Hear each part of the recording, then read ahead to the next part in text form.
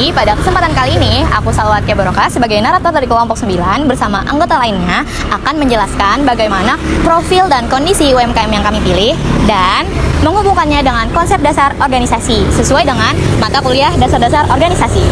DIMSMI terletak di Jalan Antasan Kecil Barat, nomor 132 Belitung Utara, Kecamatan Banjarmasin Barat, Kota Banjarmasin, Kalimantan Selatan. DIMSMI Dimsum and Rice Mentai adalah UMKM kuliner yang didirikan pada Februari 2024 yang berfokus pada menu seperti dimsum, rice mentai, gyoza, dan sushi.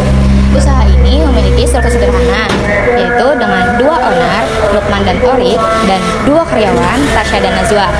Owner sebagai pengambil keputusan utama dan karyawan sebagai pembantu operasional, pelayanan, dan promosi.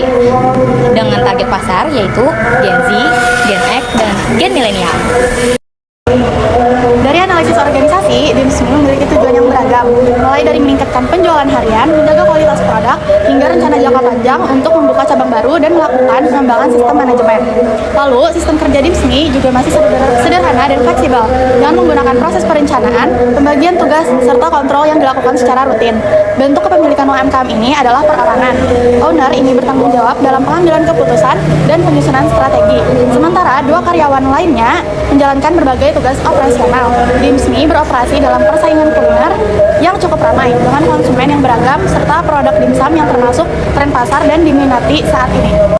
Selain itu, DIMSMI menargetkan beragam konsumen, yaitu mulai dari pelajar, mahasiswa, sampai pekerja, dan keluarga.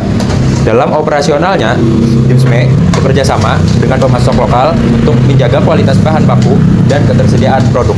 DIMSMI masih menjalankan proses produksinya secara manual tanpa menggunakan alat bantu teknologi modern. Dan untuk transaksi pembayarannya bisa tunai maupun digital via kris, terutama pada GoPay. Selain itu, DIMSMI juga memanfaatkan media sosial seperti Instagram, TikTok, ShopeeFood, GrabFood, GoFood untuk memasarkan produk. Selain itu, terdapat beberapa inovasi yang diterapkan UMKM DIMSMI ini, yaitu yang pertama, inovasi produk dilakukan melalui memadukan cita varian rasa dimsum dan mentai. Selain itu, DIMSMI juga berinovasi produk tambahan seperti gyoza dan sushi roll dengan berbagai varian rasa. Adapun juga inovasi proses melalui penggunaan alat cetak dimsum, serta inovasi pemasaran melalui penggunaan digital marketing dengan aktif berpromosi di media sosial. Span of control UMKM ini, 2 owner langsung membimbing 2 karyawannya sehingga komunikasi berjalan lebih cepat dan pengawasan lebih mudah.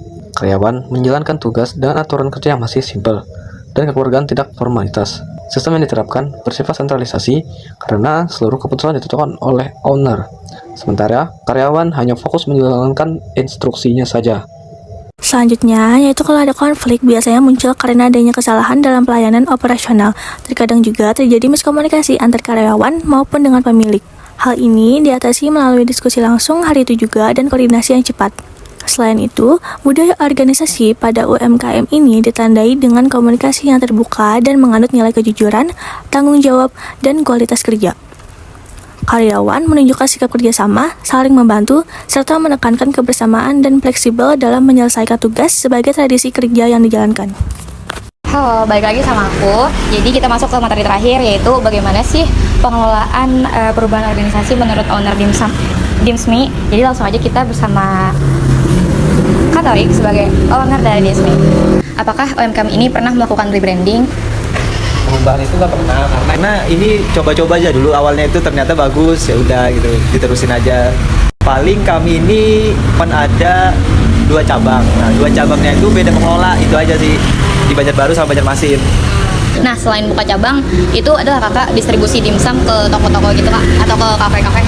Untuk itu sih belum ada ya, karena kami juga dari segi tahan dimsum kami ini belum bisa untuk lama, karena kami maksimal itu 2 hari bisa tahan dari dimsum kami. Nah, dari wawancara bersama Katorik selaku owner DIMSMI, kesimpulannya mereka tidak melakukan rebranding guys, karena semua dimulai dari coba-coba. Jadi semua hal tuh masih terbilang baru.